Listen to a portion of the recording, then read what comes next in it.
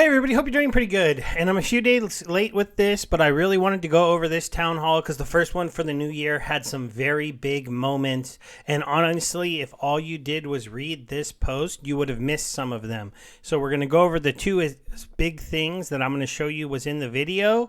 And then we're also going to talk about the stuff that's here. So let's get into the easy stuff that was kind of cool, right? So Matt went over the first 2 quarters of what they expect to do in Splinterlands. The main thing he talked about is getting land where the land market is up, where we can dig down and look at our land plots and where we can reveal them. He also had a part where he defended DECB, which looks like it's going to pass at this point. And basically, in his words, he's just pushing demand in the future for people who wanted to upgrade, stuff on land, most likely, or upgrade buildings that maybe they don't have enough crowns for if they have a guild and they're working their way through the arena upgrades, that you can get some DECB to spend later on for a cheaper price.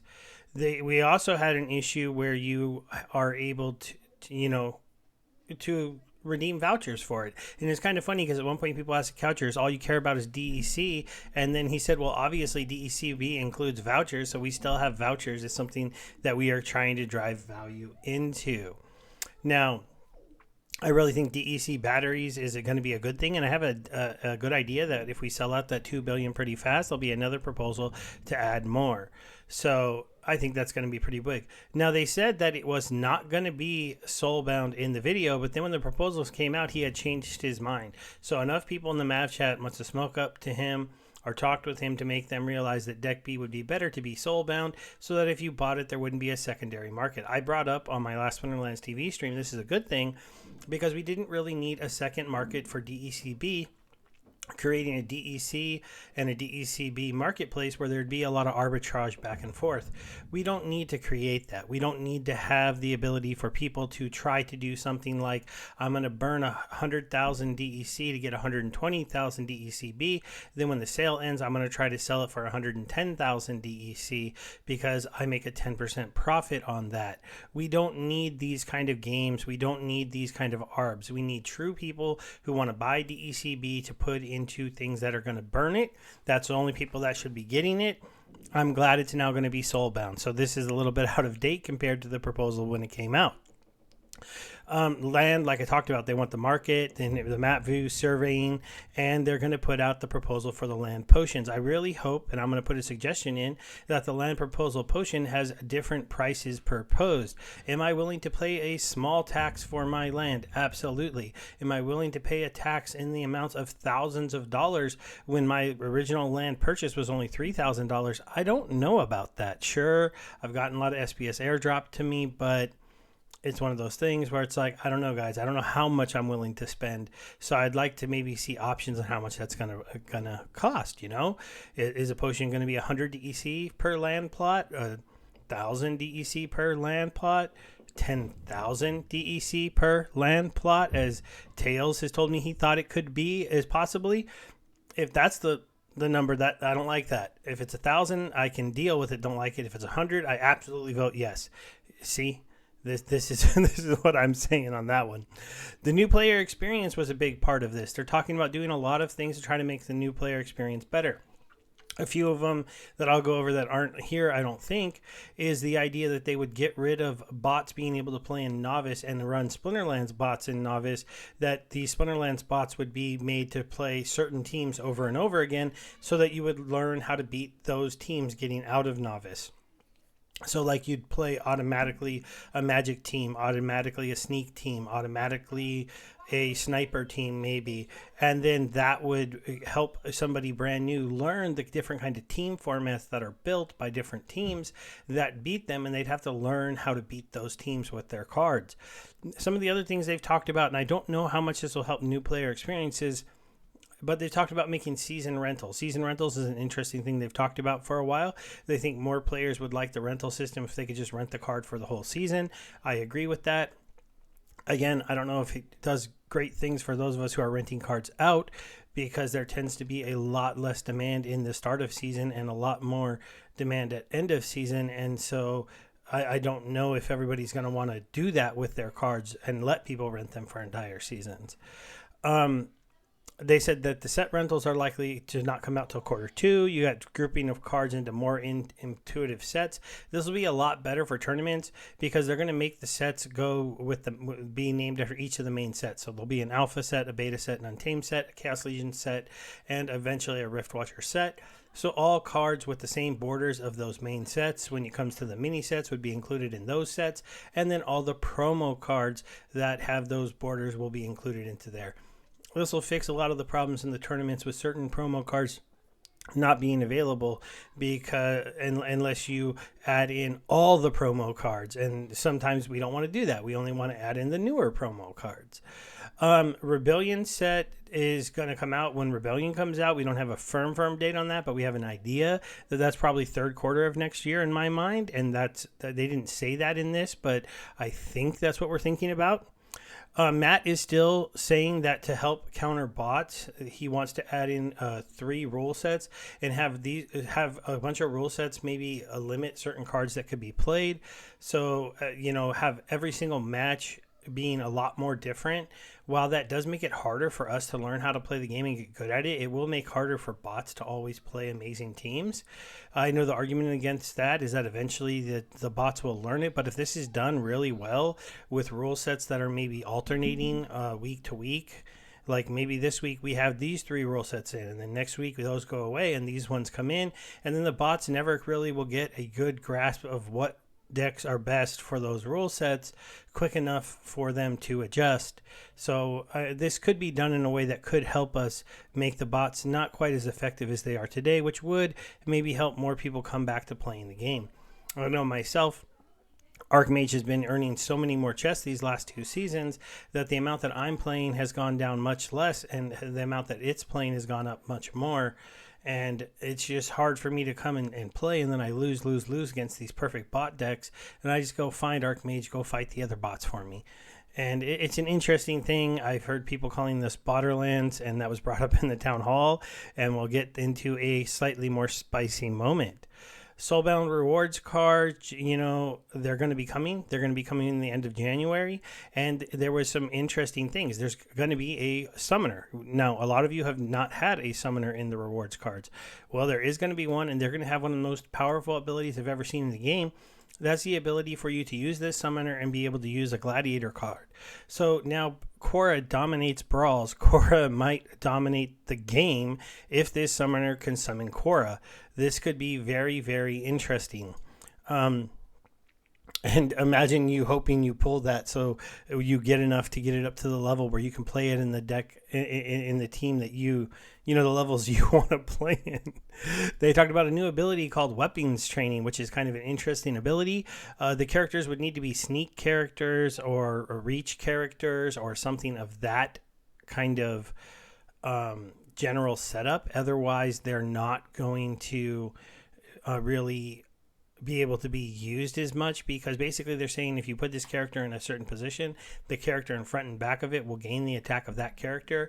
So if you had a reach monster stay with 2 attack and you put him behind Almo Cameo, now he's going to be this amazingly fast high life tank with 2 attack, who will almost never miss, and you'll have a reach monster behind it with 2 attack, and then if you put a sneak monster or some kind of other monster that can attack from that 3rd position, they would gain an extra 2 attack. That's a pretty cool sounding ability.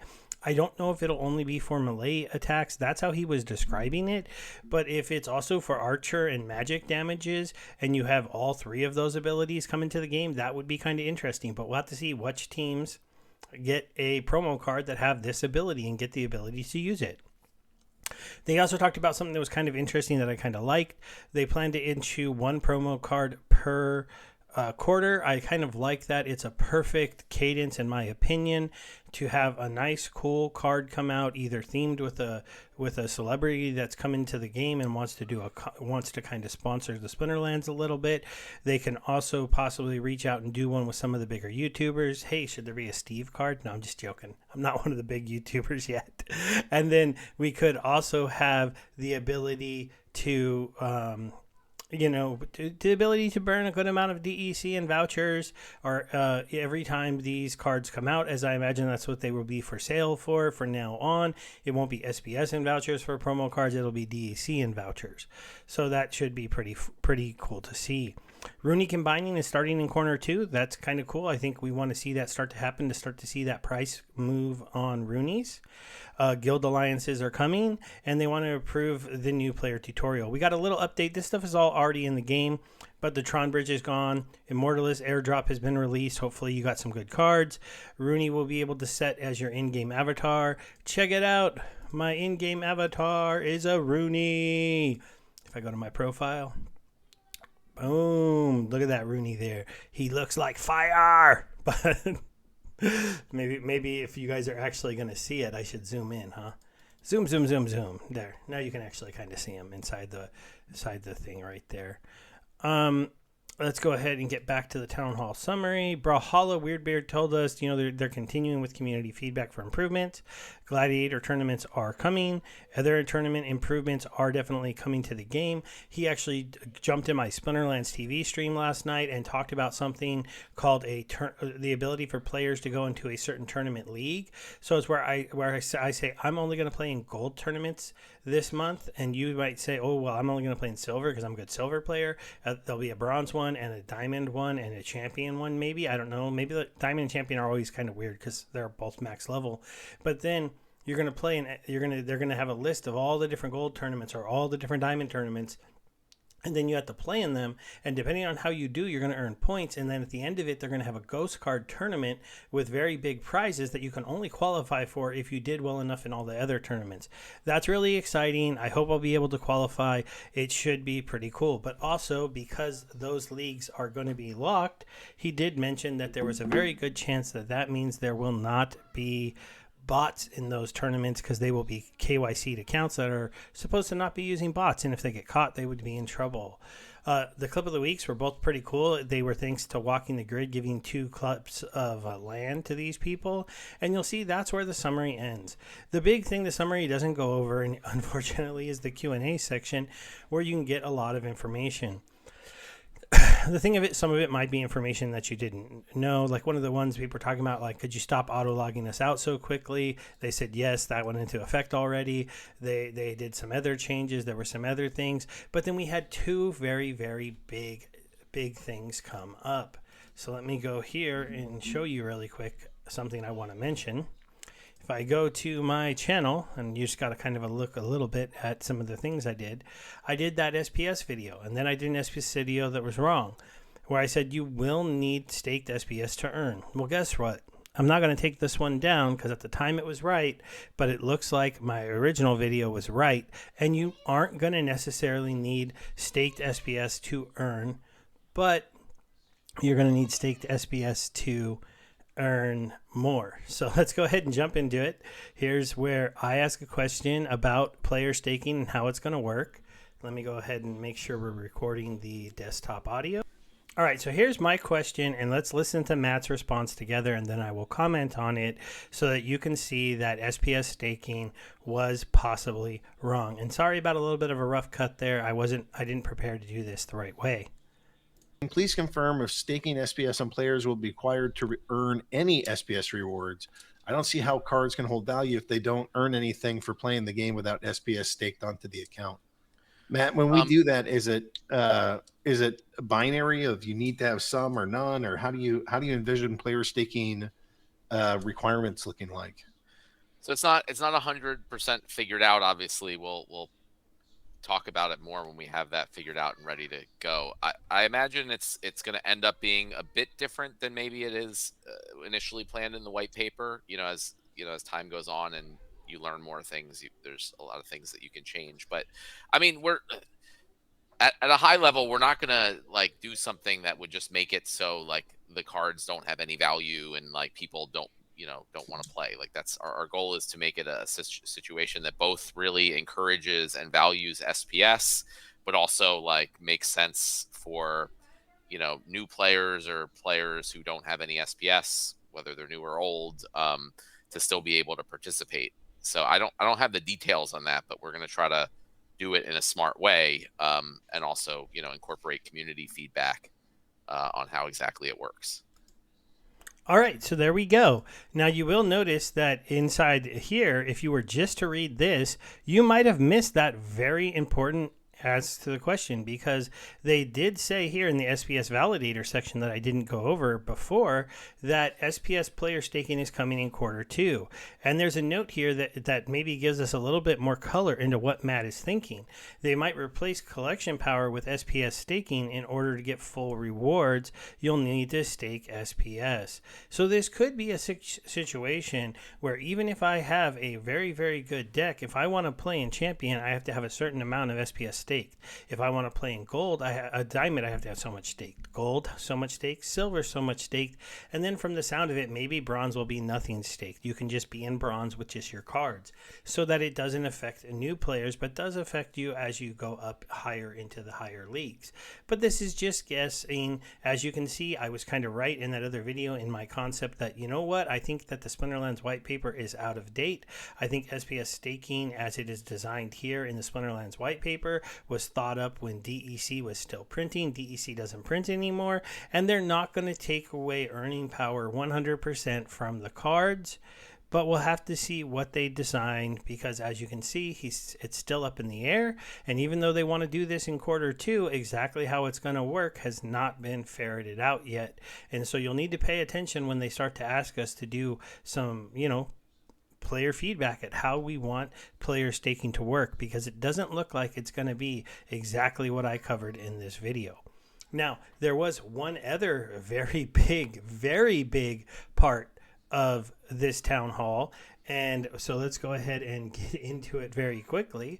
Our buddy Elephantium came in here, and I will notate that he is not the only person that asked questions about bots, complained about bots. Weirdbeard brought up the fact that the community wants the team to start saying they don't like bot farms, they don't like the bots pulling stuff out, and they were falling back on this is decentralized, this is decentralized, this is decentralized. And so Elephantium came up with this gem, and check out this response from Matt. Yes, bot situation is critical now and has been for a long time. The people who are still here complaining are the people who care a lot about the game. The rest are gone or on their way out the door now. You need to take this seriously, and that might make this game less decentralized, but having an army of leechers taking out large sums every month is not sustainable. If you and the rest of the team keep coming up with more complex rules, making the game less accessible to real players, the game will die a slow death. This is why the community all attack you on bot issues when you go to Twitch to talk about Deck B. No one cares for more time-wasting workarounds while game gets worse by the day, not because we don't like you, not because we don't like the game, but because we care a lot about the game. So all this talk about Deck B is a distraction, Matt. What we really need to do is deal with the bot situation. I love the way Aggie said that. I wanted to come in here just a little bit, because he even added a little bit extra flavor to what Elephantium was saying. And this is an argument a lot of us would have said when we were talking about should we KYC to earn, because as Tails put it, why does the game keep twisting itself into pretzels, doing all kinds of crazy things to try to prevent the bot farms from taking too much value out of the game, when maybe it's time to just say no more bots? And Matt has consistently before this day said we're a decentralized game, we can't do this. But check this out. So what say you to that? Look, if that's what the community wants, that's what the community wants. We should work on a clear SPS stakeholder proposal that explains exactly how bots would be stopped, exactly who the committee is that decides which accounts can and can't play, how they decide who are bots or not, what this whole process is for, deciding who can and can't play, and when people inadvertently who aren't using bots get kicked off the platform, so now they're no longer able to play, and their cards that they spend money on and put money into the game are now worthless, and so they dump it on the market because this committee decided that they can't play for whatever reason. If that's what the community wants, and we can make a clear proposal that explains how all that works, and 66% plus of the SPS staked SPS votes for it, then that's fine. I mean, this needs to stop being like, hey, you guys aren't doing this stuff, and we're going to put it to the community. And if that's what the community wants, then that's what the community will get. But again, my feeling on it is that that's what traditional games are for. And if, I appreciate that you like us and you like this game, but that's part of what this game is about. And there are like thousands and thousands of really fantastic games in the different app stores and devices, that you know control who can or can't play by their own rules. And I would say, if you're not here for, you said it makes the game less decentralized. Well, but that's what we're here for, is to make the first decentralized game. I mean, that's what I'm here for, at least. So I would say, if you're not here for that, and um, then that's fine. Maybe go play a not decentralized game. But if you are here for that, then I hope, like, you can work with us to try to figure out how to make that work, because I think the rewards for making that work, even if it takes a while and it's difficult in the process, are much higher than anything we'll find anywhere else. But ultimately, like, if really the stakeholders really want things like that, then we obviously take that extremely seriously. All right, I let him go for a little bit longer because I didn't want to cut Matt off. He's a very important man within the Splinterlands ecosystem, and that was almost like the definition of us finally getting him to go, fine. If you guys want us to ban the bots, we'll do a proposal and you can ban the bots. Now, the question is, right after that, he basically said, if you want to ban the bots, apparently you don't like decentralization and you don't like... They want to help me build this decentralized game and ecosystem that I want to build. And I'm going to just say back to Matt, I want to save your ecosystem. So I want to get the people leeching out of it. And that is really the message that I would just say back to that last little part of it. I understand you want decentralization, but decentralization to me can have rules, and you can make a rule that says you cannot run 10,000 bot accounts and just sell rewards. I mean, that is just the fact of the matter, because that doesn't help anybody. Not, especially not in the soulbound rewards card world anymore. And the soulbound cards might have never been needed if he would have just let us have this vote at some, once there was enough SPS staked out there in the world. Now, I don't know where the community is going to fall on this, and I would love if there's any big SPS stakers that watch my channel, and I'm going to try to get a feel for it, and I'm going to do more of a video just on that part. I would just love to, I'd love to get some feedback on where you guys are on that. And if you had any idea that this proposal is going to be coming to us, because you heard it right there. Matt said, fine, we can do a proposal. We're going to have to get the community together of the people who want to ban the bots. They're going to have to explain how they want to ban the bots, how they want the system to work, how they want the appeal system to work, and then put out that proposal, and then we'll get the vote on it. So Borderlands could possibly be ending, and this could go back to real people playing Splinterlands. And I don't know what that means for projects like Archmage. I don't know what that means for projects like Splintermate and projects like Xbot. Maybe they're going to have to buy up a ton of DEC, a ton of SPS to stop us from banning their ability to be part of the ecosystem. But in general, I've backed up what I said, that I don't like the bots anymore. I shut down my bots. Here's my 2 level 4 Chaos accounts that are now being rented out on Nifty Arcade. I'm going to do a whole video about Nifty Arcade in the near future.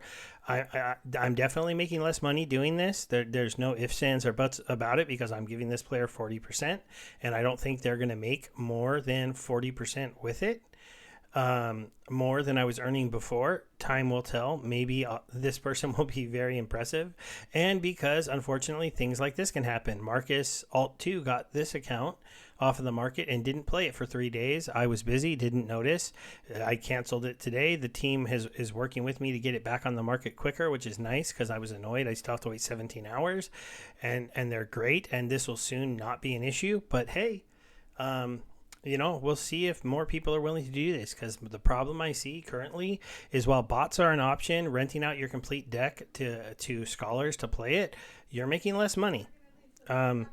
There might be a few amazing scholars out there that can take maybe only like a 20% cut on a diamond deck and win enough extra games to earn enough chess to where you're bot account will get beat. You know, if you have a full deck, you're doing better. But it's going to be close, man. They're going to have to be really good manual players to be able to do that, especially while bots are out there. But could Nifty become one of the only ways that people with extra cards can, have them all used by someone and earn in the future? I don't know. Time will tell. But we're going to go ahead and end the recap there. Thank you, everybody, and I hope you have a wonderful evening.